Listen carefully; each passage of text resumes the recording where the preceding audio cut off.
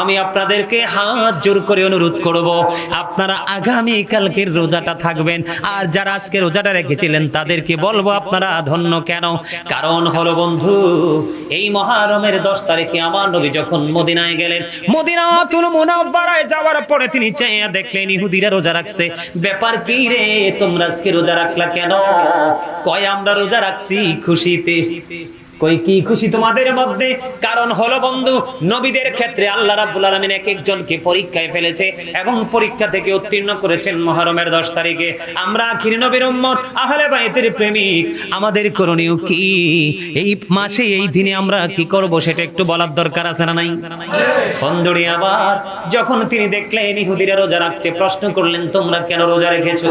এবার তারা উত্তর দিলেন আমাদের নবী মুসা ফেরাউনের সাথে যুদ্ধ করে বিজয়ী হয়েছিল, সেই জন্য খুশি হয়ে রোজা রাখলাম। নবীজি একটা ডাক দিয়ে বললেন আগামী বছর থেকে আমরা 9 তারিখ রোজা রাখবো। তার কারণ হলো ইহুদিদের সাথে আমাদের কোনো সম্পর্ক নেই, আমরা ইহুদিদের ব্যতিক্রম করব। ওমা সুবহানাল্লাহ কয় না? আল্লাহ যে মানুষগুলোকে পছন্দ করেন এর মধ্যে 1 নাম্বার হলো কৃপণ। জি, আমি এত সুন্দর করে আলোচনা করছি, আপনাদের সামনে একটার পর একটা তথ্য তুলে ধরছি, আপনারা সুবহানাল্লাহ বলেন না? সুবহানাল্লাহ কি আপনি আমাকে বলবেন? না। সুবহানাল্লাহটা কে? আপনার মালিক, যাকে বলা হয় there is no God but Allah. Muhammad রাসূলুল্লাহ সাল্লাল্লাহু আলাইহি সাল্লাম is the messenger of Allah. তিনি মেসেঞ্জার হিসেবে আমাদের কাছে এসেছেন শুভ সংবাদ নিয়ে। আমরা এগুলো গ্রহণ করব আর আমরা নেয়ামতের অধিকারী হব। সুবহানাল্লাহ। জানেন নি রোজার পাওয়ার কত? আরো জোরে বলেন, জানেন পাওয়ার কত? জানেন না? জানতেন যদি তাহলে সুবহানাল্লাহটা তো আসতে বলতেন না আপনারা। বন্ধুরে আমার নবীজি জানিয়ে দিয়েছেন সুবহানাল্লাহ।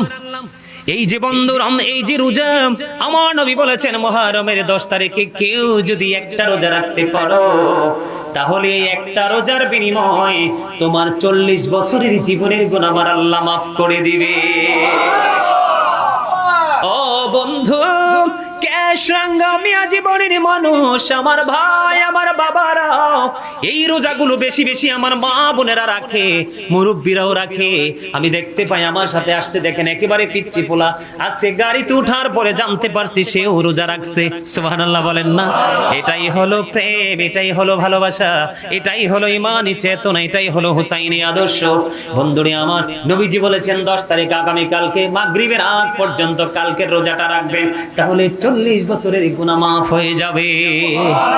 আমার নবীজি আরো বলেছে উম্মত তোমরা জেনে রাখো রে, রমজানের রোজাগুলো হলো তোমাদের জন্য ফরজ।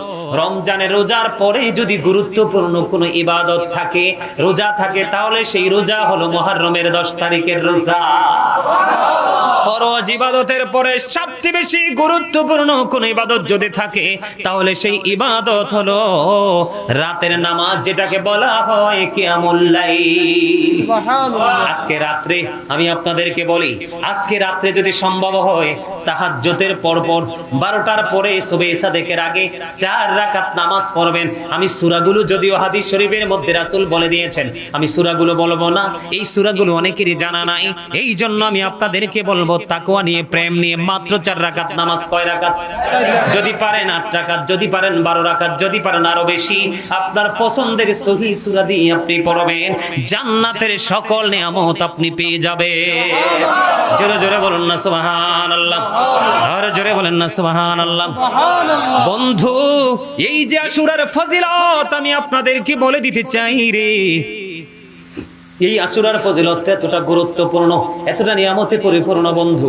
এক জনৈক ব্যক্তি আল্লামা নাসাফি রাহমাতুল্লাহি আলাইহি তিনি বর্ণনা করেছেন, তিনি বলেছেন এক জনৈক ব্যক্তি ইহুদিদের মাঝে বন্দী ছিল, কারাগারে বন্দী ছিল। এই বন্দিশালা থেকে তিনি ইহুদিদের হাত ফসকে তিনি কি করলো, মুহররমের 10 তারিখে তিনি বের হয়ে গেল। বের হয়ে যাওয়ার পরে ওই ইহুদিরা, বেঈমানেরা বুঝতে পেরেছে তাদের যেই তাদের যেই আবদ্ধকারী যেই লোকটা তারা সেই লোকটা বের হয়ে গেছে। এখন তিনি আল্লাহ রাব্বুল আলামিনকে একটা ডাক দিয়ে বললেন, আল্লাহ গো, এই মুহররমের 10 তারিখের উসিলায় তুমি আমাকে ইহুদিদের হাত থেকে রক্ষা করো। এবার যখন ইনি দরখাস্ত করলেন, আল্লাহর প্রিয় বান্দা দরখাস্ত করতে দেরি ইহুদিদের হাত বন্ধ, চোখ কানা হয়ে গেল, চোখ অন্ধ হয়ে গেল। সবার মধ্যখান থেকে তিনি জনৈক ব্যক্তি বের হয়ে আসলো। বের হয়ে আসার পরে মুক্তি পেয়ে তিনি অনেক বেশি খুশি। আল্লাহ রাব্বুল আলামিনের দরবারে দরখাস্ত করে দিলেন, মালিক, আমি আজকে আমাকে তুমি আমার ইহুদিদের হাত থেকে বাঁচিয়েছো, আমি কি করব? আমি আজকে 10 তারিখ শুকরিয়া স্বরূপ রোজা রাখবো। যেমন কথা তেমন কাজ, তিনি বন্ধু রোজা রাখলেন। রোজা রাখার পরে ইফতারির সময় হয়ে গেল, কিন্তু ইফতারি করার মতো ওনার কাছে কিছুই ছিল না। এবার তিনি কি করলেন? ইফতারের সময় ওনার মধ্যে তন্দ্রা চলে আসলো। তন্দ্রা বুঝেননি? ঘুম ঘুম ভাব, পরিপূর্ণ ঘুম না, কিন্তু ঘুম ঘুম ভাব। আমাদের মধ্যে এমন তন্দ্রাচ্ছন্ন অবস্থায় ওই জনৈক ব্যক্তি তিনি শুয়ে পড়লেন। শোয়ার পরে তিনি দেখতে পাইলেন ওনার মধ্যে বন্ধু নুরানি ফেরেশতা ওনার জন্য জান্নাতি খাবার নিয়ে আসছে। সুবহানাল্লাহ, আর জোরে কন্যা সুবহানাল্লাহ। নুরানি ফেরেশতা ওনার জন্য জান্নাতি খাবার নিয়ে আসছে। ইনি তন্দ্রাচ্ছন্ন অবস্থা, আমাদের মতো কিন্তু স্বাভাবিক না। ইনি তন্দ্রাচ্ছন্ন অবস্থায় ইফতারের সময় বন্ধু তিনি ইফতার করতে থাকলেন, খাইতে থাকলেন। খাইতে খাইতে খাইতে খাইতে হঠাৎ করোনার তন্দ্রা বন্ধু ভেঙে গেল। তন্দ্রা ভাঙার পরে এবার তিনি দেখতে পাইলেন উনি সত্যি সত্যি তিনি পরিতৃপ্ত। সুবহানাল্লাহ বলেন না? কিতাব প্রমাণ করেছে ওই মুহররমের 10 তারিখের পরে ওই জনৈক ব্যক্তি 20 বছর পৃথিবীর বুকে জিন্দা ছিল। এই 20 বছরের মধ্যে আর জীবনে কোনোদিন ওনার পেটে খিদা লাগে নাই, কোনোদিন ওনার খাওয়ার প্রয়োজন হয় নাই। জোরে জোরে কন্যা সুবহানাল্লাহ। এই জন্য হাদিস শরীফের মধ্যে এসেছে মুহররমের 10 তারিখে, তার মানে আগামী দিন, কোন মানুষ যদি রোজা রাখে, একজন রোজাদারকে যদি মুহররমের 10 তারিখে কেউ যদি ইফতার করাতে পারে, আমার রাসূল জানিয়ে দিয়েছেন সমস্ত গোটা পৃথিবীর মুমিনকে, মুসলমানকে ইফতার করানোর সওয়াব তার আমলনামায় দিয়ে দেওয়া হবে। এত বেশি ফজিলত, এত বেশি বরকত। বন্ধু, এখানেই শুধু ক্ষান্ত নয়, নবীজি আরো জানিয়ে দিয়েছেন তোমাদের মাঝে যদি কোনো অসুস্থ মানুষ থাকে তার একটু সেবা করো। মুহররমের 10 তারিখে কেউ যদি একটা অসুস্থ ব্যক্তিকে সেবা করে, একটু আদর দেয়, ভালোবাসে রে, সমস্ত পৃথিবীর উম্মতে মুহাম্মদী মুমিন মুমিনাকে, অসুস্থ মানুষকে সেবার সওয়াব তার আমলনামায় দিয়ে দিবে। আপনারা কেউ যদি বন্ধু এই মুহররমের 10 তারিখে একজন মানুষকে যদি পেট ভরে খাইয়ে দিতে পারে, গোটা পৃথিবীর মুমিন মুসলমানকে খাওয়ানোর সওয়াব আপনার আমলনামায় দেওয়া হবে। জোরে জোরে কন্যা সুবহানাল্লাহ। আর এই মুহররমের 10 তারিখে কেউ যদি বাড়ির আশেপাশে কোনো ইতিম থাকে, অসহায় মানুষ থাকে, তার মাথায় যদি এইভাবে হাত বুলিয়ে দিতে পারো গো, আমার নবীজি বন্ধু জানিয়ে দিয়েছে ওই ইতিমের মাথায় যতগুলো চুল রয়েছে ওই চুলের সমপরিমাণ সওয়াব তার আমলনামায় দেওয়া হবে। জোরে জোরে বলেন না সুবহানাল্লাহ। আমলগুলো আমাদের করার দরকার আছে না নাই? আরো জোরে বলেন, করার দরকার আছে না নাই? আজকে যে আমার মা যিনি আজকে এই জান্নাতের বাগান সাজিয়েছে, ইমাম হুসাইন আহলে বাইতকে স্মরণ করে আজকে শুহাদায়ে কারবালা স্মরণে আজকে এই জান্নাতের বাগান সাজিয়েছে, ওনার এটা দান কিনা বলেন? খরচ করা কিনা? কুরবানি করা কিনা? ও বন্ধু, এটার বিনিময়ে আমি ছোট্ট করে একটা ঘটনা বলবো। ইরাকের নাম তো শুনেছেন, কথা বলেন না কেন? ইরাকের একটা শহর আছে, সেই তৎকালীন সময় সেই শহরের নাম ছিল রায় শহর। ইরাকের রায় শহর, তিনি রায় শহরের বাদশা। এদিকে তাকান, মুহররমের 10 তারিখে ওনার কাছে একজন ভিক্ষুক এসে হাত পাতলেন। আমার দিকে তাকান। এখন কিন্তু আমরা ভিক্ষুককে কিন্তু ঘরের দরজা থেকে ফিরিয়ে দেই।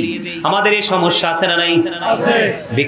ভিক্ষুক যখন হাত পাতলো, ইরাকের রায় শহরের বাদশা ভিক্ষুকে ভিক্ষা দিলেন না। ভিক্ষুক একটু কষ্ট পেয়ে বন্ধু তিনি এখান থেকে সরে গেলেন। কিন্তু এই দৃশ্যটা দেখেছেন একজন খ্রিস্টান। কে? একজন খ্রিস্টান দেখেছেন। দেখার পরে ভিক্ষুক ইশারা করলেন। ভিক্ষুক যখন তার কাছে গেল, তাকে বন্ধু এই মুহররমের 10 তারিখকে সম্মান করে, এই শুহাদায়ে কারবালাকে সম্মান করে বন্ধু ভিক্ষুককে সাহায্য করলেন। দিনটা চলে গেল, রাত্র যখন হলো, ওই রায় শহরের বাদশা ঘুমের ঘরে তিনি স্বপ্ন দেখতে পাইলেন সুন্দর এক মনোমুগ্ধ করে এক পরিবেশ। এখানে তিনি এত সুন্দর সুন্দর বালাখানা দেখতে পাইলেন, যেই ঘর যেই কামরাগুলো তৈরি হয়েছে এখানকার এক একটা ইট বর্ণ এবং স্বর্ণ এবং রূপা, স্বর্ণের ইট দিয়ে বন্ধু নির্মিত এত সুন্দর জান্নাত তিনি দেখতে পাইলেন। স্বপ্ন যোগে খাউফে তিনি দেখতে পাচ্ছেন। দেখার পরে তিনি আশ্চর্য হলেন, তিনি তার জন্য আকাঙ্ক্ষা করলেন। আকাঙ্ক্ষা করতে দেরি ওনাকে সঙ্গে সঙ্গে জানিয়ে দেওয়া হলো, এই যে জান্নাত তুমি দেখতে পাও, এই জান্নাতটা বরাদ্দ ছিল তোমার জন্য। কার জন্য? জান্নাতটা বরাদ্দ ছিল তোমার জন্য, কিন্তু তোমার কপাল পড়েছে এই জান্নাতটা তোমার থেকে কেড়ে নিয়েছে খ্রিস্টান। এবার তিনি আশ্চর্য হয়ে গেলেন। ইরাকের রায় শহরের বাদশা তিনি একটু আশ্চর্য হয়ে গেলেন। আশ্চর্য হয়ে তিনি কি করলেন? রাত্রি পার হওয়ার চিন্তা তিনি করলেন। রাত্রি যখন পার হলো, উনার ব্যাগের মধ্যে 1,00,000 দিরহাম তিনি হাতে নিলেন। 1,00,000 দিরহামই খ্রিস্টানের বাড়ি চলে গেল। খ্রিস্টানের বাড়ি চলে যাওয়ার পরে বলল, তুমি গতকালকে যে পুরস্কার তুমি পেয়েছো, তার মানে জান্নাত বরাদ্দ পেয়েছো, আমি তোমাকে 1,00,000 দিরহাম তোমাকে পুরস্কার দিব, তুমি আমাকে ওই জান্নাতটা উপহার দিয়ে দাও, তুমি আমার কাছে এটা বিক্রি করে দাও। জোরে জোরে কন্যা সুবহানাল্লাহ, একবার বলেন আল্লাহু আকবার। খবরটা কি অত্যন্ত প্রেমময় কিনা? কথা বলে না? অত্যন্ত মজার কিনা? এবার কি করলো বন্ধু? তিনি বললেন 1,00,000 দিরহাম তোমাকে তার বিনিময় দিব, তুমি আমাকে সেটা আমাকে রিটার্ন করে দাও, আমাকে দিয়ে দাও। এবার ওই খ্রিস্টান বলে, চোরের আই শহরের বাদশা, তুমি মনে করেছো তুমি শুধু চালাক? ও বাদশা, সেই স্বপ্ন তো শুধু তুমি দেখোনি, আমিও তো সেই স্বপ্ন দেখেছি। কত রজনীতে ঘুমের ঘুরে জান্নাত আমিও দেখেছি। আমি যদি একজন খ্রিস্টান এই মুহররমের 10 তারিখকে সম্মান করে আমি ভিক্ষুককে সাহায্য করে, যে সাহায্য প্রার্থী যিনি তাকে আমি দিয়ে দিয়েছি, সেই খুশি হয়ে চলে গেছে, আমার আল্লাহ রাজি হয়ে গেছে। ওরে বাদশা তুমি শোনো, আমি 1,00,000 দিরহামের বিনিময়ে জান্নাত বিক্রি করা তো দূরের কথা, আমি একটা চৌকাটাও তোমার কাছে বিক্রি করব না। তুমি শুনে যাও, আমি মধুর কালিমা পড়ে মুসলমান হয়ে গেলাম। এটা কি আশুরার ফজিলত কিনা? এটা আমাদের গর্ব করার জায়গা কিনা? আজকে কি আমাদের কি গর্বের জায়গা আছে? নাই তো, নাই নাই। দেখেন এই মহরম আসছে, খবর নাই। পহেলা বৈশাখ আসলে যুবক যুবতীদের বেহায়াপনার শেষ থাকে না। বটতলিতে গিয়ে পান্তা ইলিশের জন্য পাগল হয়ে যায়, ঠিক কিনা বলেন? শুভ নববর্ষ জানুয়ারি যখন আসে, তখন অনেক ধরনের স্যাক্রিফাইস করা হয় রাষ্ট্রীয়ভাবে, কিন্তু আমরা মুসলমান, মেনি পিপল ইজ মুসলিম, ঠিক কিনা বলেন? আমাদের দেশে কি ম্যাক্সিমামই মুসলমান না? কথা কয় না? অসংখ্য মানুষ মুসলমান না?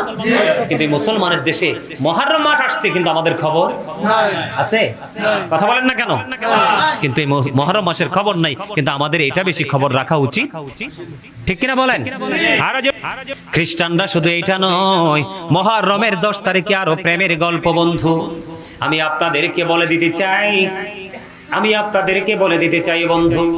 ইমাম হুসাইনকে যখন শহীদ করা হলো, ওনার দেহ থেকে যখন মাথাটা আলাদা করা হলো, ইয়াজিদের কাছ থেকে পুরস্কারের জন্য ইয়াজিদ বাহিনী যখন রওনা দিল, পথের মধ্যে বন্ধু সন্ধ্যা হয়ে গেল। সন্ধ্যা যখন হয়ে গেল, ইয়াজিদ বাহিনী একটা তাঁবু টানিয়েছিল। তাঁবু টানিয়ে এখানে তারা বন্ধু অবস্থান করবে। পাশেই ছিল একটা খ্রিস্টানের গির্জা। খ্রিস্টানের গির্জার মধ্যে একজন খ্রিস্টান ছিল। খ্রিস্টান ডাক দিয়ে বলল, তোমরা কি নিয়ে যাচ্ছ?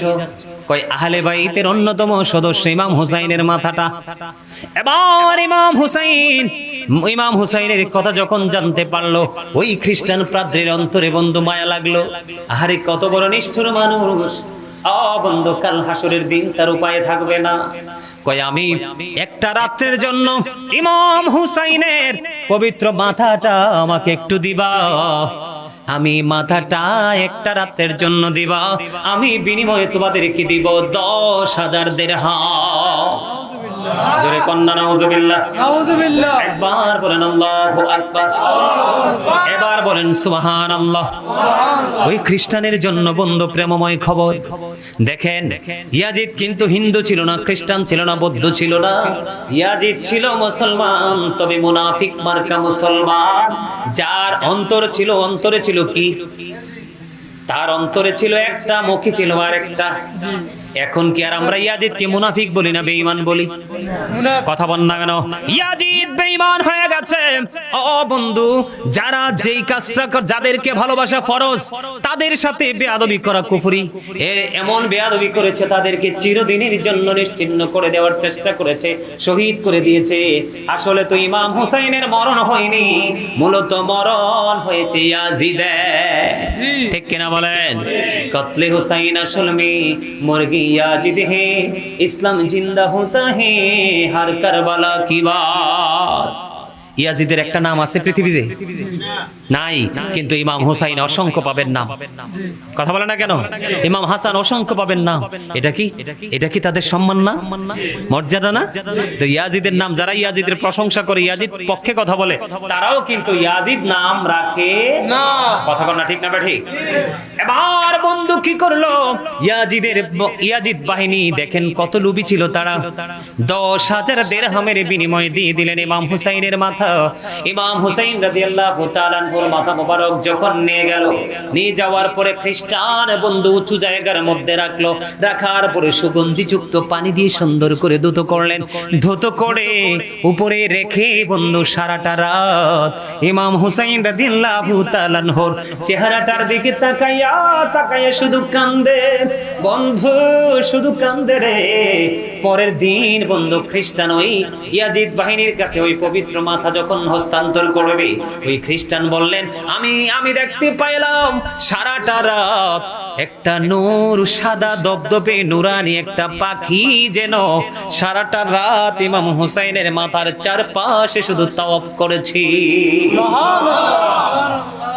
তাহলে খ্রিস্টানদের যে আহলে বাইতের প্রতি প্রেম রয়েছে, সেই প্রেমটাও কিন্তু এখনকার নামদারি মুনাফিক মার্কা মুসলমানের সিনায় নেই। ঠিক না ঠিক? অথচ রাসূল বলেছেন ইমাম হাসান হুসাইন দুই ভাই হলো জান্নাতি যুবকদের সরদার। এটা অস্বীকার করার কোনো সুযোগ? তাহলে আমরা কি করব? যার যার সাধ্য অনুযায়ী আমরা দান করব, কোরআন তেলাওয়াত করব, নফল নামাজ পড়ব, জিকির আজকার করব, বেশি বেশি করে দুরূদ পড়ব। আমার নবীজি জানিয়ে দিয়েছেন, কেউ যদি নবীজিকে ভালোবেসে প্রতিদিন 1000 বার দুরূদ পড়তে পারে, সে জান্নাত না দেখা পর্যন্ত তার মরণ হবে না। আমরা বেশি বেশি করে দুরূদ পড়ব, এই দিনকে স্মরণ করব। কারণ এই পৃথিবীতে শুধু যে আমি এই কথাগুলো বলেছি এগুলো নয়, আমরা যুগে যুগে দেখেছি বিভিন্ন নবী রাসূলদেরকে আল্লাহ রাব্বুল আলামিন পরীক্ষা করেছেন এবং পরীক্ষা থেকে তাদেরকে উত্তীর্ণ করেছেন, বিজয়ী বলে ঘোষণা করেছেন, নিয়ামত দিয়েছেন এই মুহররমের 10 তারিখে। ঠিক না ঠিক? আরো জোরে বলেন। এই যে ইমাম হুসাইনের শাহাদাত, কারবালার মর্মান্তিক যে অধ্যায়, সেই অধ্যায় থেকে আপনারা সারা জীবন আলোচনা শুনেছেন, আমি সেদিকে যাই না। তবে আমি আপনাদেরকে আলোচনাটা শেষ করব এইভাবে। আপনার সর্বশেষ যে আলোচনাটা হলো ইয়াজিদের সাথে মূলত যুদ্ধটা হলো কেন, এটা কিন্তু এখনকার মানুষ বুঝতে চায় না। দেখবেন কারবালার মাস আসলে অনেক মানুষ কিন্তু ইয়াজিদের প্রশংসা করে কি করে না? ইয়াজিদের নাম বলার আগে হযরত ইয়াজিদ কয়, নাউজুবিল্লাহ বলেন না? আবার ইয়াজিদের প্রশংসা করে উনি নাকি কোরআনে হাফেজ ছিল, 100 রাকাত নাকি নফল নামাজ পড়তো। উনি আবার নিজেকে পীর দাবি করে। এটা কোন ধরনের পীর বলেন তো? ভণ্ড না? তার কথা শুনলে মানুষের ঈমান থাকবে না। এই সমস্ত পীর, এই সমস্ত মৌলবীদের হাত থেকে আপনারা আপনাদের ছেলে সন্তানদেরকে বাঁচানোর চেষ্টা করবেন তো? আরো জোরে বলেন, করার চেষ্টা করবেন তো? আমি আপনাদেরকে বলি, ইয়াজিদের পুরো জীবনটা, তার বাহিনীর পুরো জীবনটা ছিল পৃথিবীর লোভ, অন্যায় অপরাধের দিকে ছিল তারা আকৃষ্ট। ইমাম হুসাইনের পক্ষে ছিল আমার রাসূলের আদর্শ। এটাকে বাস্তবায়ন করার জন্য, সত্যকে প্রতিষ্ঠিত করার লক্ষ্যেই তিনি যুদ্ধের ময়দানে এসেছেন। কথা বলেন না কেন? বলে হুজুর কেন? আমরা এই জাহিলি যুগে আইসাও তো আমরা মদকে মূল্যায়ন করি না। কারণ করব কেন? মদ তো হারাম। মদ কি? আমার দিকে তাকান। ইয়াজিদের উপদেষ্টা যিনি ছিলেন, যার নাম ছিল শারজুন বিন মানসুর রুমি, যিনি ছিলেন একজন ইহুদি, যিনি দিনের বেলা বানর নাচাইতো। কি করত? দিনের বেলা তিনি বানর নাচাতো, রাতের বেলা অসৎ নারীদেরকে নিয়ে মদের আসর বসাতো। জোরে বলবেন না নাউজুবিল্লাহ? আরে জোরে। ইয়াজিদের চরিত্রটা ছিল এরকম। এখন বর্তমান সময়ে কেউ যদি দিনে বানানো না চায়, রাতে মদের আসর বসায়, আপনারা কি তাকে সাপোর্ট দিবেন? না। দিবেন? তাইলে ইমাম হুসাইনের তার বিরুদ্ধে রুখে দাঁড়ানো কি যৌক্তিক ছিল না? জি।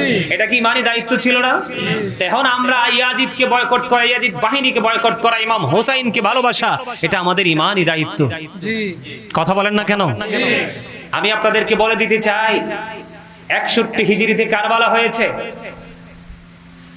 ইয়াজিদ মাত্র পৃথিবীতে ইমাম হুসাইনের শহীদের পরে 2 বছর 8 মাস, মতান্তরে 3 বছর 8 মাস পৃথিবীতে বেঁচে ছিলেন। তিনি কিন্তু পৃথিবীতে বেশি দিন বেঁচে থাকতে পারেননি। ইনি মনে করেছিলেন ইমাম হুসাইনকে শহীদ করার পরে ইনি বিশাল রাজত্ব কায়েম করবে, কিন্তু আল্লাহ সেই সুযোগ তাকে দেয় নাই। আল্লাহ রাব্বুল আলামিন তাকে পৃথিবী থেকে নিশ্চিহ্ন করে দিয়েছেন। ইমাম হুসাইনের শহীদের পরে ইয়াজিদ একটা রাত, একটা দিন, একটা মুহূর্ত তিনি শান্তিতে থাকতে পারে নাই। আমি আপনাদেরকে বলি, ইয়াজিদ এই ইমাম হুসাইনকে 61 হিজরিতে শহীদ করেছেন। মুহররমের 10 তারিখে শহীদ করার পর ওনার সঙ্গী 72 জন সঙ্গীকে সহ শাহাদাত বরণ করিয়েছেন। করানোর পরে 63 হিজরিতে আপনার মসজিদে নববীর মতো পবিত্র জায়গায়, 63 হিজরিতে জিলহজের চাঁদে এই ইয়াজিদ মসজিদে নববীর মতো পবিত্র জায়গা, যেটা মদিনার হেরেমের মধ্যে, যেটাকে আমরা জান্নাত বলে জানি, ওই মদিনার মসজিদে নববীর মধ্যে তারা ঘোড়া রাস্তা বল বানিয়েছিল। 3 দিন মসজিদে নববীতে আজান দিতে দেয়নি, নামাজ পড়তে দেয়নি। তারা ওই মসজিদে নববীর মধ্যে ঘোড়া বেঁধেছিল এবং এই 3 দিন তারা মদ খাওয়া, গাঁজা খাওয়া, নেশা করা, খুন করা, নারীদেরকে ধর্ষণ করা, সবগুলো ইয়াজিদ বাহিনী বৈধ বলে ঘোষণা দিয়েছিল। আওয়াজ তুলে বলেন না নাউজুবিল্লাহ। আপনারা জানেন এখন দুনিয়া বদলে গেছে। এই মসজিদে নববীর মধ্যে 1 রাকাত নামাজ পড়লে 50,000 রাকাতের সওয়াব। সেই মসজিদে নববীর মতো পবিত্র জায়গাকে তারা নোংরা করে দিয়েছে। আপনারা বলেন সেই ইয়াজিদের বিরুদ্ধে কি কথা বলার দরকার আছে না? আছে। এই জন্য আমি সব সময় বলি, ইয়াজিদ ইজ ক্যারেক্টারলেস। ইয়াজিদ হলো চরিত্রহীন, ঠিক কিনা বলেন? যদি সে চরিত্রবান হতো তাহলে আপনাদেরকে আমি আরো বলে দিতে চাই, আপনাদের এলাকায় যদি কোনো জারজ সন্তান থাকে, আপনারা তাকে গ্রহণ করবেন? যে সন্তানের পিতার পরিচয় নাই, সে যত বড়ই ডক্টরেট করুক না কেন, যত বেশি সুশিক্ষিত হোক না কেন, আপনারা কি তাকে গ্রহণ করবেন?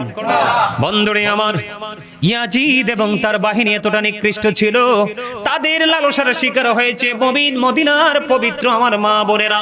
বন্ধু, কিতাব খুলে নজর দিয়ে দেখলাম, বন্ধু কলিজা ছিঁড়ে যায়, কলিজা ফেটে যায় রে। ইয়াজিদ বাহিনী ওই 63 হিজরিতে জিলহজের চাঁদে এমন তাণ্ডব চালিয়েছিল, 1000-এরও বেশি মা বোনেরা ইয়াজিদ বাহিনীর তাণ্ডবে অবৈধ সন্তান প্রসব করেছিল। আরে আরো জোরে কন্যা নাউজুবিল্লাহ। আপনারা কি এর পক্ষে? না। এত মানুষ নাউজুবিল্লাহ তো আসতে কেন? শুধু তাই নয়, মদিনায় বন্ধু 700 সাহাবীকে অতর্কিতভাবে হত্যা করেছিল। 10,000-এরও বেশি মদিনার সাধারণ মানুষ, নাগরিককে হত্যা করেছিল। বন্ধু, মদ খাওয়া বৈধ বলে ঘোষণা দিয়েছিল, জিনা করা বৈধ বলে ঘোষণা দিয়েছিল, মসজিদে নববীর মধ্যে আজান দেওয়া, নামাজ পড়া কোনো কিছু করতে দেয়নি। বন্ধু, তারাই তাণ্ডব চালিয়েছিল। এই জন্য ইমাম হুসাইন বন্ধু ইয়াজিদ বাহিনীর সাথে, ইয়াজিদ বাহিনীর সংখ্যা ছিল অনেক বেশি। ইমাম হুসাইন মাত্র 72 জন সঙ্গী নিয়ে যুদ্ধ করেছে, শুধু সত্যকে প্রতিষ্ঠিত করার জন্য। তার কলিজার টুকরা নানা আপনার আমার প্রাণের নবীর আদর্শকে বাস্তব জীবনে বাস্তবায়ন করে এটা যুগে যুগে যুগে যুগে মুসলমানের অন্তরে চেতনা তৈরি করবে, ঠিক কিনা বলা? আপনারা জানেন না তো, ইমাম হুসাইন যখন শহীদ হয়ে গিয়েছিল, বাইতুল মুকাদ্দাসের ঝুলন্ত পাথর থেকে তাজা রক্ত প্রবাহিত হয়েছিল। আল্লাহু আকবার বলবেন না? কারবালার মর্মান্তিক অধ্যায় অত্যন্ত ভয়ঙ্কর, যেটা শুনলে সহ্য করা যায় না। তবে আমি আপনাদেরকে সর্বশেষ বলবো, যদি আমরা জিনার দিকে লিপ্ত হই, অপরাধীকে প্রশ্রয় দেই, অন্যায়কারীকে প্রশ্রয় দেই, অসভ্য মানুষকে প্রশ্রয় দেই, আমরা যদি সব ধরনের সামাজিক অপকর্মকে যদি আমরা প্রশ্রয় দেই, তাহলে আমরা ইয়াজিদি বাহিনীর অন্তর্ভুক্ত হয়ে যাব। কথা বলেন না কেন? আর যদি আমরা এই অপরাধগুলোর বিরুদ্ধে প্রতিরোধ গড়ে তুলি, আমরা প্রতিরোধ গড়ে তুলতে পারবো না, সেই ক্ষমতা নাই। আমরা মন থেকেও যদি ঘৃণা করি, তাহলে আমরা হুসাইনি কাফেলার অন্তর্ভুক্ত হয়ে যাব। ঠিক না ঠিক? তবে হুজুর অনেকেই বলে আমাদেরকে বিভিন্ন দেশ থেকে, বাংলাদেশের বিভিন্ন জেলা থেকে, যে হুজুর আমি অনেক চেষ্টা করি কিন্তু ভালো হওয়ার, মনটাকে মাইন্ডটাকে চেঞ্জ করার কিন্তু পারি না হুজুর, এটার কারণটা কি? এটার কারণ হলো আল্লাহ রাসূল আমাদেরকে একটা শিক্ষা দিয়েছেন, সেটা হলো নামাজ। কি? সূরা আনকাবুতের মধ্যে বলেছেন আল্লাহ রাব্বুল আলামিন, ইন্নাস সালাতা তানহা আনিল ফাহশাই ওয়াল মুনকার, নামাজ মানুষকে খারাপ কাজ থেকে বাঁচিয়ে রাখে। ঠিক না ঠিক? সকল অন্যায় থেকে যদি আপনি বেঁচে থাকতে চান, সর্বপ্রথম রাসূল এবং রাসূলের পরিবারকে ভালোবাসুন এবং তার পাশাপাশি আপনি নামাজ পড়েন। যেই শিক্ষা দিয়েছে ইমাম হুসাইন কারবালার ময়দানে, জি, তিনি শহীদ হয়ে যাবে। কি হয়ে যাবে? শহীদ হয়ে যাবে। শহীদ হয়ে যাবে। তিনি দেখতেছেন তিনি কিছুক্ষণ পরে শাহাদাত বরণ করবেন, তারপরেও কিন্তু তিনি নামাজ ছাড়ে না। আর আমাদের কোনো পিছুটান নাই, আমাদের কোনো সমস্যা নাই, কিন্তু আমরা নামাজ পড়ি না। ঠিক না ঠিক? আমরা কি হুসাইনি কাফেলার লোক? মনে মনে আমরা হুসাইনকে ভালোবাসি, এটা বললে তো চলবে না। আমাদের ভালোবাসাটাকে এইভাবে ভালোবাসতে হবে যেটা আমরা বাস্তব জীবনে বাস্তবায়ন করব, নিজেরা করব এবং অন্যদের মধ্যেও সেই আদর্শকে আমরা প্রতিষ্ঠিত করে দিব। সেটার নাম হলো হুসাইনের প্রতি ভালোবাসা। সম্মানিত উপস্থিতি, আমি আপনাদের কাছে আরো অনেক কথা বলার ছিল, যদি আবার কখনো দেখা হয় নতুন কোনো বিষয় নিয়ে হাজির হব। তবে কারবালার যে মর্মান্তিক যে অধ্যাটা, যেখানে ইমাম হুসাইন শহীদ হয়েছে, আলী আকবর, আলী আসগর তারা শহীদ হয়েছে, সেই জায়গাটা কিন্তু আরো বিশাল একটা জায়গা। সেটা নিয়ে ধরলে আমি আরো 2 ঘন্টাও শেষ করতে পারবো না। আমরা যুগে যুগে শুনে এসেছেন, কিন্তু আমি আপনাদেরকে একটা কথাই বলবো, সেই কথাটা হলো আমাদের অবস্থা কিন্তু মোটেও ভালো না। আমাদের প্রত্যেকটা, বাংলাদেশের প্রত্যেকটা সেক্টর কিন্তু অপরাধে ভরে গেছে। কেন ভরে গেছে? আমরা ইসলামের আদর্শ থেকে দূরে সরে এসেছি এই জন্য। ঠিক না ঠিক? Islam is not only a religion but also complete code of life. আপনি পরিপূর্ণ এবং পূর্ণাঙ্গ জীবন গঠন করতে হলে তাহলে আপনাকে ইসলামের রঙে রঙিন হতে হবে। ঠিক কিনা বলেন? কেননা ইন্না দীনা ইনদাল্লাহিল ইসলাম, ইসলাম হলো আল্লাহর মনোনীত ধর্ম। আরে জোরে বলেন ঠিক না ঠিক? আরে জোরে, আরে জোরে। তাহলে আমরা তার পাশাপাশি এই জায়গাটাকে আমরা ক্লিয়ার করতে হলে আমরা যেতে হবে সরাসরি মদিনায়, কারণ আল্লাহ পর্যন্ত পৌঁছার স্টেশন হলো মদিনা। ঠিক কিনা বলেন? আমরা সেখান পর্যন্ত যেতে পারলে আমরা কিন্তু সাকসেস হয়ে যাব। ঠিক কিনা বলেন? মনে রাখতে হবে Allah of the first pillar is the lord of world, রব্বুল আলামিন। মুহাম্মদ সাল্লাল্লাহু আলাইহি ওয়াসাল্লাম is the blessing for the world, রাহমাতাল লিল আলামিন। একজন হলো রব্বুল আলামিন, তিনি হলেন স্রষ্টা, আর উনি ওনার প্রিয় হাবিবকে বানিয়েছেন রাহমাতাল লিল আলামিন। আমি সব সময় বুকে হাত দিয়ে বলি, I am very successful person. তার কারণ হলো আল্লাহর শ্রেষ্ঠ হাবিব উম্মত হতে পেরেছি, এটাই হলো আমার সবচেয়ে বড় সার্টিফিকেট। আমি আপনাদেরকে বলি, রাসূলের আহলে বাইত, সাহাবায়ে কেরাম, ওই সমস্ত ঊর্ধ্বতন যারা আমাদের সম্মানী ব্যক্তি আছে, ধীরে ধীরে তাদের কারণে আমরা ইসলামটা এস পর্যন্ত পেয়েছি। ওই সমস্ত আল্লাহর প্রিয় বান্দাদেরকে নিয়ে যদি কেউ কটূক্তি করে, বাজে মন্তব্য করে, আমরা তাদের বিরুদ্ধে কি করব? রুখে দাঁড়াবো। তাদের বিরুদ্ধে আমরা প্রতিরোধ গড়ে তুলবো। আমরা ঘরে চুপ করে বসে থাকবো? কারণ ইমাম হুসাইনের আদর্শ হলো প্রতিরোধ গড়ে তোলো। অন্যায় করে কাপুরুষের মতো জনম জনম বাঁচার চাইতে বীর পুরুষের মতো কিছুক্ষণ বেঁচে মরে যাও। ঠিক কিনা বলেন? আর জোরে, আর একটু মহব্বতে। আমার কথা আপনারা বুঝতে পারছেন? আমার কথা বুঝে আসছে? 5 ওয়াক্ত নামাজ পড়ুন। বিশেষ করে সর্বোপরি একটা কথা আপনাদেরকে বলি, বাবা মার সাথে একটু ভালো আচরণ করবেন। কি করবেন? ভালো আচরণ। এই বাবা মার সাথে, এখনকার বাবা মারা কিন্তু ছেলেরা বড় হয়ে যাওয়ার পর অসহায় হয়ে যায়। জি, কথা বলেন না কেন? এক বাবার 5টা ছেলে অফিসার। কয়টা? 5টা ছেলে অফিসার এবং ভালো ভালো পদে আছে, কিন্তু বাবা মা নবীর প্রেম শিখাইছে না, আহলে বাইতের প্রেম শিখাইছে না, কোরআন তেলাওয়াত শিখাইছেন, যাও শিখাইছেন লড়র ফড়র। জি, ঠিক না ঠিক? আগে প্রত্যেকদিন সকালে আমরা কোরআন, বিশেষ করে আমরা যদি সকালে কোরআন শরীফ না পড়তাম, মা পিটাইতো দইরা। আর এখনকার মারা তো ছেলে হইলে কয় আলালের ঘরে দুলা লাইছে, আর মেয়ে যদি হয় কয় আসমানি গজব আইছে। কথা কন না কেন? আর আমার নবী বলতেছে, যেই বাবা মার 2টা কন্যা সন্তান, তার জন্য 2টা জান্নাত বরাদ্দ। সুবহানাল্লাহ। যিনি হাদিস বর্ণনাকারী রাবী, তিনি বলেছেন, আমি নবীকে একটার কথা বলিনি, যদি একটা কন্যা সন্তানের কথা বলতাম তাহলে একটা কন্যা সন্তানের বাবা মাকে নবীজি জান্নাতি বলে ঘোষণা দিত। আপনার 1 ডজন পোলা হইলেও জান্নাতের খবর নাই যদি মানুষ না বানাইতে পারে। জি, কথা বলেন না কেন? এই যুগে কিন্তু ছেলেদের চাইতে মেয়েরা এগিয়ে। কথা বলেন না কেন? পড়াশোনার ক্ষেত্রে মেয়েরা মনোযোগী, চাকরি করার ক্ষেত্রে মেয়েরা অনেক বেশি আগ্রহী। কথা বলেন। পিতা মাতার দায়িত্ব নেওয়ার ক্ষেত্রে মেয়েরা অনেক বেশি আগ্রহী। কথা বলেন না কিন্তু? আমি ছেলেদেরকে বলছি, ধ্বংস হয়ে যাবে পিতা মাতার প্রতি অবহেলা। আমি তোমাদেরকে একটা হাদিস ছোট্ট করে বলবো। আল্লাহ যদিও কোরআনে বলেছেন ওয়াবিল ওয়ালিদাইনি ইহসানা, আল্লাহ রাব্বুল আলামিন বলেছে তোমরা মা বাবার সাথে ভালো আচরণ করো। হাদিস শরীফের মধ্যে এসেছে, এক ব্যক্তি প্রশ্ন করলেন, নবী গো, আমার কাছ থেকে সবচেয়ে ভালো আচরণ পাওয়ার হক কার বেশি? নবীজি তখন বললেন যে ক্বালা উম্মুকা, তোমার মা। আবার প্রশ্ন করা হলো ক্বালা সুম্মা মান, তারপরে কে? নবীজি বললেন ক্বালা উম্মুকা ইউর মাদার, তোমার মা। আবার প্রশ্ন করা হলো ক্বালা সুম্মা মান, তারপরে কে? নবীজি আবার বললেন ক্বালা উম্মুকা, তোমার মা। আবার প্রশ্ন করা হলো নবী গো ক্বালা সুম্মা মান, তারপরে কে? নবীজি বললেন ক্বালা আবুকা, তোমার বাবা। জি। আপনি অন্য ৮-১০ জন মানুষের মন ভাঙেন, আমি বলি না। মায়ের জন্য বাবার জন্য যদি কারো মন ভাঙতে হয় সেটা ভেঙে দেন, কিন্তু তারপরেও বাবা মার সাথে খারাপ আচরণ করবেন, কারণ paradise of the child under the feet of the mother, মায়ের পায়ের নিচেই সন্তানের জান্নাত। এই জন্য আমি বলি we should obey our parents. আমাদের প্রত্যেকের উচিত আমাদের পিতামাতাকে মান্য করা, আর প্রত্যেকটা পিতামাতার উচিত হলো every parent should take care their children very carefully. প্রত্যেকটা পিতামাতার উচিত তাদের সন্তানের দায়িত্ব যত্ন সহকারে পালন করা। ঠিক কিনা বলেন? বাবা মা যদি শুরুতে সন্তানের দায়িত্বটা যত্ন সহকারে পালন করে, এই সন্তানটাই কিন্তু একটা সময় বাবা মাকে তার সন্তান মনে করে কোলে তুলে নেয়। বোকামি কিন্তু বাবা মার আছে না নাই? আছে। আরো জোরে বলেন। আছে। ঠিক না ঠিক? সম্মানিত উপস্থিতি, বাবা মাকে ভালোবাসতে হবে। এক জনৈক ব্যক্তি এসে নবীকে বললেন, ইয়া রাসূলুল্লাহ, আমার আব্বা আমার উপার্জিত অর্থ নিজের মতো খরচ করতে চায়। কথা বুঝে নেবেন, কি করতে চায়? খরচ করতে চায়। আমার আব্বা মোবাইল টিপে যে ছেলেটা, আমার মনটা কইতেছে তার মোবাইলটা নিয়ে কুমিল্লা চলে যেতাম। কারণ এইসব অমনোযোগী ছেলেদেরকে দিয়ে কোনো কিছু আশা করা যায় না। তো ওরা আলোচনা মন দিয়ে শুনবে, মিডিয়াতে কভার করবে, কারণ মিডিয়ার মাধ্যমে জাতির কাছে পৌঁছে দেবে।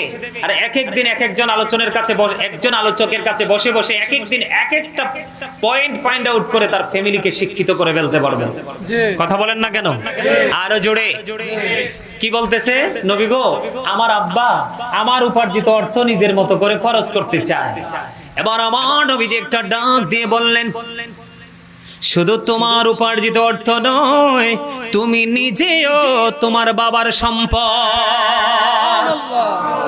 হাদিস শরীফটা মনে হয় বুঝেন নাই।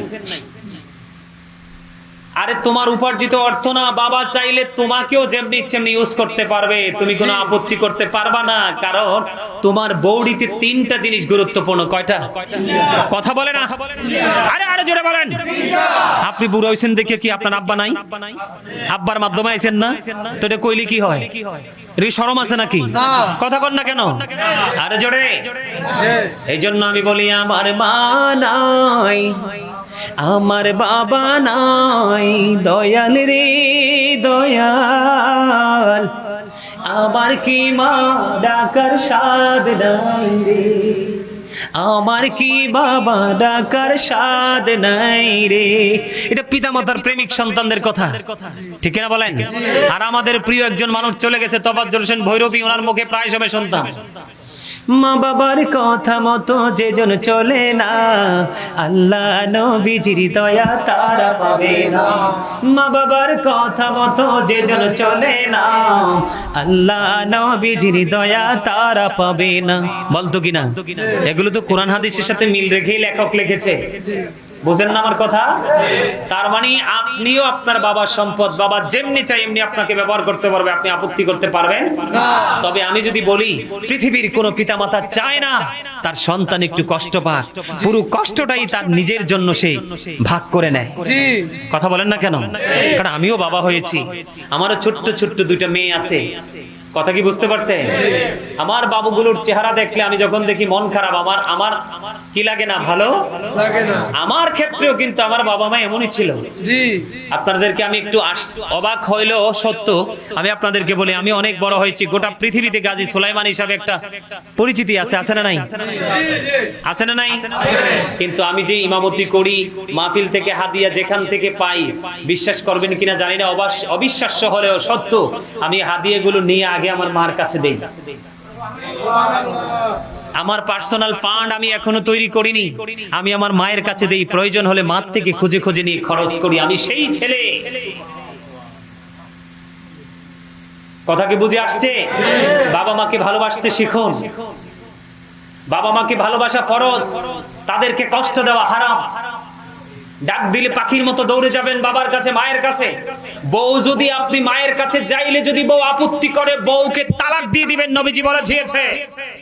নবীজির কাছে এক ব্যক্তি গিয়ে প্রশ্ন করলেন, নবী গো, আমার ওয়াইফ তো আমার মায়ের সাথে মিলমিশ হয় না, আমি এই ক্ষেত্রে কি করব?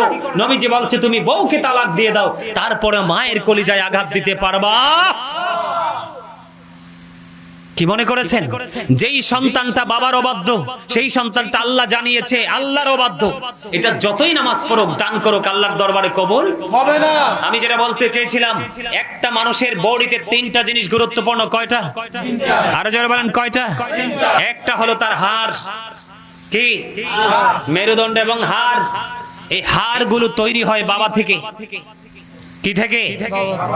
আরেকটা গুরুত্বপূর্ণ হলো, দেখেন আল্লাহ রাব্বুল আলামিন মানুষকে কত ডিজাইনেবল করে সৃষ্টি করেছে। আপনারা তো অচিন দেশে ঘুমিয়ে আছেন, আসল জগতের খবর তো কিছুই রাখেন না।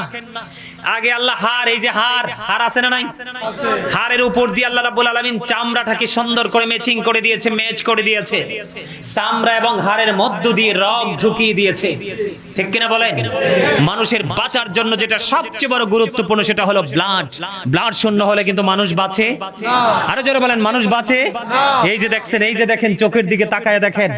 বাবা মার ওয়াজ করছি একটু, আমি তো বাবা মার যে ইমোশনাল ওয়াজ করি নাই। দেখেন আমার চাচার চোখ দিয়ে পানি পড়তেছে। এটা হলো প্রকৃত সন্তান। বাবা মার কথা মনে হইলে যার চোখ দিয়ে পানি আসে, ওই বাবা মারও কপাল ভালো, আবার এই সন্তানেরও কপাল ভালো। কারণ বাবা কবর থেকে আল্লাহর কাছে দরখাস্ত করে দিবে, আর সন্তান বাবার জন্য দরখাস্ত করে দিবে, মায়ের জন্য দরখাস্ত করে দিবে। আমার নবী বলে দিয়েছেন, পৃথিবীতে সবচেয়ে দ্রুত গতিতে দোয়া কবুল হয় সন্তানের পক্ষ থেকে বাবা মার জন্য, আর বাবা মার পক্ষ থেকে সন্তানের জন্য।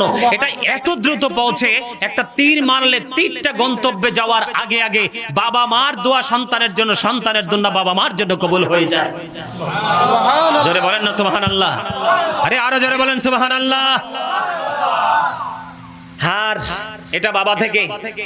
হাড়ের উপরে বসিয়ে দিলেন গোস্ত, এই গোস্ত তৈরি হয় মা থেকে। আর গোস্তের মধ্য দিয়ে আপনার ব্লাড আছে না নাই? আরো জোরে বলেন। তৈরি হয় এটাও মা থেকে। কোথায় যাবেন মাকে ছেড়ে? মা পৃথিবীতে চোখের পানি যত বেশি ফালাবে, তত বেশি জাহান্নাম আপনার জন্য তীব্র থেকে তীব্রতর হবে। নাউজুবিল্লাহ বলেন না, আরো জোরে। আসলে আমার ভিতরে জ্বালা শুরু হয়ে গেছে। বর্তমান সমাজের বেশিরভাগ ছেলেরা, এর মধ্যে শিক্ষিত ছেলেরা বেশি মা বাবাকে কাঁদায়। সমাজের ভ্যান চালক, কলা ব্যাপারী, আদা ব্যাপারী, পেঁয়াজ ব্যাপারী, রসুন ব্যাপারী, মৌসুমী ফল বিক্রেতা মাকে কাঁদায় না? কাদায় হলো যেই সন্তানগুলোকে কুলিপিটে করে মানুষের মতো মানুষ করার লক্ষ্যে তাদের পিছনে সারা জীবনের অর্থ জীবনকে ব্যয় করে বুড়ো হয়ে গেছে, ওই ছেলে দ্বারা, ওই ছেলের বউ দ্বারা বেশি নির্যাতিত হয়। কথা বলেন না কেন? আমি কি ভুল বলেছি? আমি আপনাদের শিক্ষার জন্য বলছি। আমার দিকে তাকান। হাদিস শরীফটা অনেক লম্বা, আমি একটা অংশ আপনাদেরকে শোনাই। বুখারী এবং মুসলিম শরীফের মধ্যে এসেছে হাদিসটা। জুরিজ নামে এক ব্যক্তি খুব বেশি পাগল ছিল বাবা মা। আল্লাহর এত বেশি পাগল ছিল, সে মানে গণ জামায়াতে ইবাদত করতে পছন্দ করত না। গণ জামায়াতে ইবাদত করতে পছন্দ, দেখবেন অধিক বেশি আল্লাহওয়ালা লোক কিন্তু একা একা ইবাদত করে। এটা কিন্তু আরেকটা ধারা। যারা আধ্যাত্মিক সাধনা করে তারা কিন্তু দেখবেন সহজে জামাতে খুঁজে পাবেন না, একা একা চলে যায়। আরে জোরে বলেন, ঠিক কিনা বলেন? শয়নি স্বপনি শুধু মা তোমার কথা মনে হয়, বলেন শয়নি স্বপনি শুধু মা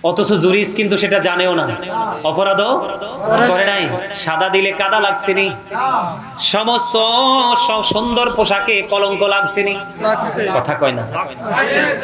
জুরিজের পাওয়ার আসেনি? আরে আছে তো।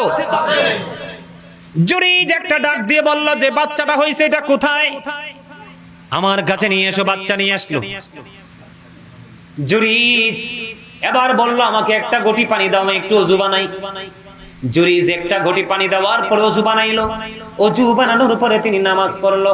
নামাজ পড়ার পরে ডাক দিলেন বাচ্চাটাকে আমার কাছে নিয়ে আসো। বাচ্চাটাকে যখন তার কাছে নিয়ে আসলো, বাচ্চার পেটটার উপর জুরিজ হাত রেখে যখন বলল বাবু তুমি বলো না তোমার বাবাকে, ওই ছোট্ট মাসুম বাচ্চার জবান খুলে গেল। ওই বাচ্চাটা একটা ডাক দিয়ে বলল ওই রাখাল আমার বাবা। আওয়াজ তুলে বলেন আল্লাহু আকবার।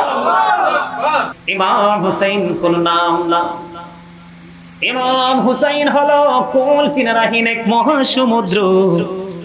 ও বন্ধু, যাকে নিয়ে লেখে শেষ করা যায় না। সারা পৃথিবীর গাছগুলোকে যদি আপনি কলম বানান, তারপরে ইমাম হুসাইনকে লেখে শেষ করা যাবে না।